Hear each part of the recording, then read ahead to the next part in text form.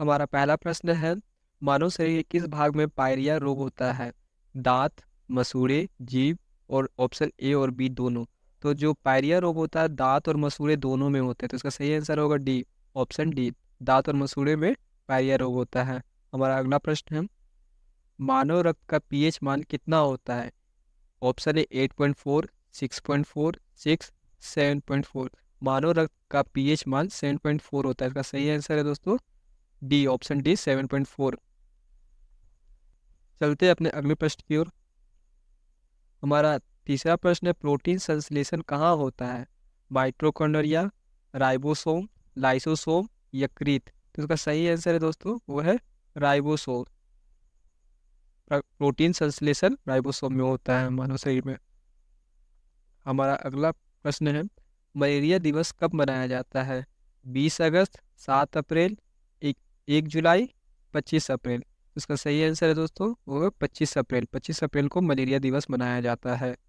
हमारा अगला प्रश्न है, गाय के दूध में किसके कारण पीलापन रहता है? जो गाय का दूध होता है वो पीलापन क्यों दिखता है और पीलापन रहता है वो किसके कारण होता है?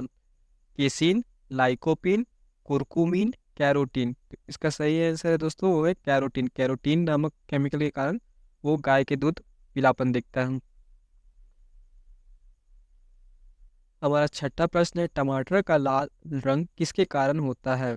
जो टमाटर का जो लाल रंग है वो किसके कारण होता है? Lycopene, casein, curcumin, carotene. तो इसका सही आंसर है दोस्तों वो है लाइकोपिन। लाइकोपिन के कारण टमाटर का जो रंग होता है वो लाल होता है। मानव शरीर की सबसे मजबूत पेशी कौन सी है? जबड़े की, हृदय की, हाथ की, पैर की। उसका सही आंसर है दोस्तों वो है जबड़े की। मानव शरीर की सबसे मजबूत जो पेशी होती है वो है जबड़े की। हमारा अगला प्रश्न है, मानव शरीर में रक्त शुद्ध करने वाला अंग कौन सा होता है? जो हमारा जो रक्त को शुद्ध करता है वो अंग कौन सा है? वृक्क, यकृत, हृदय, थायराइड ग्रंथि। तो इसका सही आंसर है दोस्तों वो है वृक्क, ऑप्शन ए। मानव शरीर में जो रक्त को शुद्ध करता है वो वृक्क करता है। हमारा अगला प्रश्न है, मानव शरीर में टीबिया नामक हड्डी कहाँ पाई जाती है? टीबिया, यहाँ टीबिया नहीं है दोस्तों, टीबिया होगा। टीबिया नामक हड्डी कहाँ पाई जाती है? हाथ में, टांग में, कपाल में, मेरुदंड में। इसका सही आंसर है दोस्तों वो है टांग में। टीबिया नामक हड्डी टांग में होती है। हमारा अगला प्रश्न है, नींबू और संतरे में कौन सा विटामिन पाया जाता है? विटामिन से एक पूरा वीडियो हम लोग बना चुके हैं जो कि हमारे चैनल पे डाला हुआ है बहुत पहले। तो नींबू और संतरे में कौन सा विटामिन पाया जाता है? Vitamin A, vitamin B, vitamin C, vitamin D. इसका सही आंसर है दोस्तों वो है विटामिन सी। नींबू और संतरे में विटामिन सी पाया जाता है। हमारा अगला प्रश्न है, मानव शरीर का सबसे व्यस्त अंग कौन सा है? जो सब शरीर में जो सबसे व्यस्त होता है वो अंग के बारे में पूछ रहा है यह सवाल। ऑप्शन है यकृत, वृक्क, हृदय, मस्तिष्क। तो हमारा जो शरीर में सबसे व्यस्त होता है वो होता है हृदय। इसका सही आंसर होगा हृदय।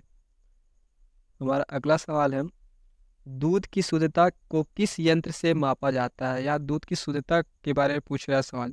Hydrometer, hygrometer, barometer, lactometer. तो इसका सही आंसर है दोस्तों वो है लैक्टोमीटर। दूध का जब भी सवाल आए तो लैक्टोमीटर ही देखकर ऑप्शन लगा देना है, मतलब आंसर लगा देना है।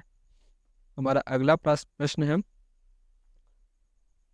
किस गैस का उपयोग आग बुझाने में होता है? आग को बुझाने के लिए कौन सा गैस को उपयोग में लाते हैं? Oxygen, carbon dioxide, helium, nitrogen. तो इसका सही आंसर है दोस्तों वो है कार्बन डाइऑक्साइड। आग को बुझाने के लिए कार्बन डाइऑक्साइड का प्रयोग करते हैं। निम्नलिखित में से कौन सा रोग विषाणु द्वारा होता है? विषाणु द्वारा यहाँ पूछा है दोस्तों, टाइफाइड, हैजा, मलेरिया, चेचक। तो जो विषाणु द्वारा जो रोग होता है वो होता है चेचक। इसका सही आंसर है दोस्तों चेचक। हमारा 15वां प्रश्न है, विद्युत बल्ब में कौन सा गैस भरा होता है? जो विद्युत जो बल्ब होता है 100 वाट का, जो येलो कलर का जो बल्ब आता था उसके अंदर एक गैस भरा होता है, वो कौन सा उसके बारे में पूछ रहा है। तो कौन सा गैस है? Nitrogen, oxygen, hydrogen, helium. उसमें जो गैस भरा हुआ रहता है दोस्तों वो होता है नाइट्रोजन। इसका सही आंसर है नाइट्रोजन। बढ़ते अपने अगले प्रश्न की ओर। हमारा अगला प्रश्न है, कौन सा विटामिन वसा में घुलनशील नहीं है? या विटामिन आप लोगों को पता होगा कि दोस्तों कि एक वसा में घुलनशील होता है और एक जल में घुलनशील होता है। तो यहाँ सवाल पूछ रहा है वसा में घुलनशील नहीं है, तो विटामिन के, ई, डी, सी। तो विटामिन जो वसा में जो घुलनशील होता है वो होता है के, ई, डी, ए, कीड़ा, जिसको कीड़ा बोलते हैं। तो यहाँ विटामिन सी जो है जल में घुलनशील होता है, बी और सी जल में घुलनशील होता है। तो इसका सही आंसर है दोस्तों सी, ये वसा में घुलनशील नहीं होता है। Option number D vitamin C जो है वसा में घुलनशील नहीं होता है। बढ़ते हैं अपने अगले प्रश्न की ओर। हमारा अगला प्रश्न है विद्युत धारा को किससे मापा जाता है, या यंत्र के बारे में पूछ रहा है। विद्युत धारा को किससे मापा जाता है? अमीटर, बैरोमीटर, फेदोमीटर, स्ट्रेबोमीटर। इसका सही आंसर है दोस्तों अमीटर। विद्युत धारा को अमीटर से नापा जाता है। 18वां प्रश्न है नवजात शिशु में हड्डियों की संख्या लगभग कितनी होती है? मानव शरीर के नवजात शिशु में हड्डियों की संख्या लगभग कितनी होती है? 200, 206, 300, 350। तो नवजात शिशु में हड्डियों की संख्या लगभग 300 होती है। इसका सही आंसर है ऑप्शन सी 300। हमारा 19वां प्रश्न है मानव शरीर की सबसे छोटी हड्डी कौन सी होती है? आप लोगों बहुत लोगों को पता भी होगा और नहीं भी पता होगा। ऑप्शन है टीबिया, सीमर, स्टेपिस, फिबुला। इसका सही आंसर है दोस्तों वो है स्टेपिस, कान की हड्डी। ये सबसे छोटी होती है। बढ़ते हैं अपने अगले प्रश्न की ओर। लार में कौन सा एंजाइम पाया जाता है? ऑप्शन है रेनिन, टाइलिन, टेनिन, रेजिन। इसका सही आंसर है दोस्तों वो है टाइलिन। हमारा अगला प्रश्न है मानव हृदय में कितने कोष्ठक होते हैं? ऑप्शन है 2, 4, 3, 5। इसका सही आंसर है 4। मानव हृदय में 4 कोष्ठक होते हैं। हमारा अगला सवाल है रक्त का लाल रंग किसके कारण होता है?